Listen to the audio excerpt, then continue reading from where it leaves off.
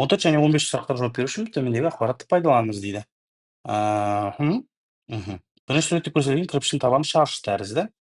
Шаршы екен, биіктігі h дейді. Осы кірпіштер екінші суретте көрсетілгендей А және Б мұнараларын құрастыру үшін қолданылды. Үшінші суретте А-ның биіктігі 58, ал Б-ның биіктігі 94 сантиметр екен. Енді кірпіштің H мәнін табыңыз дейді. Бұл есепті шығару үшін біз мынандай нені жасаймыз, яғни өрнектейміз. Мысалы, мынау H-ты H бола берсін бе, әлде X, Y деген ыңғайлы ма? X, Y деген ыңғайлы сияқты, иә?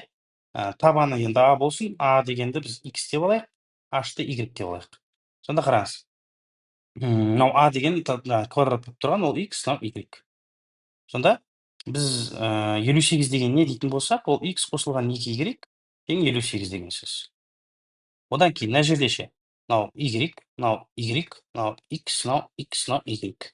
Бұл жерде не болады? Уже 2X қосылған 3Y болады да, тең 94 сантиметр болады. Енді ары қарай осы теңдеулер жүйесін шығарамыз. Енді мынаны үстіндегісін 2-ге көбейтіп жіберейін барлығын. Сонда не болады? 2X қосылған 4Y тең 2-ге көбейтсек 116. Мына жерде ештеңе тиіспейміз. 94, енді азайта салам. X пен X жойылады. 4-тен 3-ті азайтсам 1Y болады. 116-тан 94-ті алсам 22 болады. Енді қараңыз, бұл жерде Y деген H-тың мәні 22 сантиметр екен. Болды, таптық. Енді бір кірпіштің көлемін анықтаңыз дейді. Көлемін анықтау үшін мынандай ғой, енді табаны квадрат екен. Соны биіктігіне H-қа көбейтем. А көбейту H қой. Менде яғни X көбейтілген Y деген сөз. Біздегі А-ның мәні, оны да тауып алу керек. Біз Y 22 екен таптық, мына жерге қойып жіберейін. X қосылған 2 көбейтілген 22 тең 58, е? Тең 58-ден 44-ті алып тастаймын. Сонда X тең 14 болады екен. Демек, біз оның көлемін табу үшін V тең А көбейту H қой. Сонда 14 көбейту 14 көбейту 22. 14-ке 14 196, 196-ны 22-ке көбейтсем, неше шығады? Так, 12 бір ойда, 18, 19 ойдағымен бір ойда, 2 ойдағымен 3. Мына жерде де тура сондай сан шығады. 2, 1, 12 ойдағымен 13, 4. 4312 сантиметр куб шығады екен.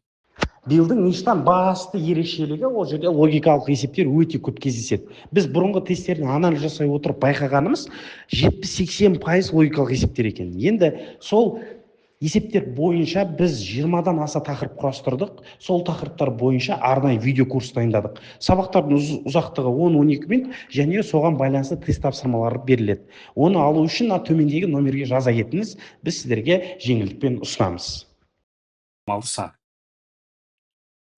Суретте көрсетілгенде Руслан А және Б таяқшаларының биіктіктері бірдей болатындай етіп жерге қақты. А-ның 3-тен 1-ін, Б-ның 8-ден 1-ін жер астында. Жер астындағы А-ның ұзындығы Б-ның ұзындығынан 30 сантиметр артық дейді. А және Б таяқшаларының жалпы ұзындығы қанша? Енді қараңыздар, бұндай есептерде андай шатастырады да, оқысаңыз бірден түсінбеуіңіз мүмкін. Сондықтан бүйтеміз.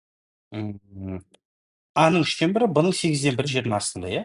Бірақ оның өзінде де мынандай бір не құрсақ болады. А-ның ұзындығы X болсын, Б-ның ұзындығы Y болсын. Екеуінің айырмашылығы қанша? 30 сантиметр. Келісесіз ғой? Енді айтады, X-тің 3-тен 1-інің өзі бар ғой, мына жер. Сұрақ сізге. Мынадан қаншаға көп? Ол да 30-ға көп. Сонда 3-тен 1 X азайту 8-ден 1 Y неше болады тоже? 30 болады. Енді осыны қалай шығарамыз? Енді мына жерде 3-ке көбейтіп жіберсек болады. 3-ке көбейтіп жіберейік. Сонда мына X, Y тиіспейміз. Мына жерде X болып кетеді, мынау 8-ден 3 Y болып кетеді. 3-ке көбейтіп жатырмын ғой, әрқайсысын, әрбір мүшесін. Теңдеулер жүйесінде сондай техниканы қолдануға болады. Енді азайтам.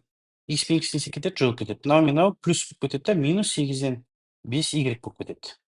8-ден 5 қалай шықты? Өйткені қараңыз, минус Y плюс 8-ден 3 Y қой.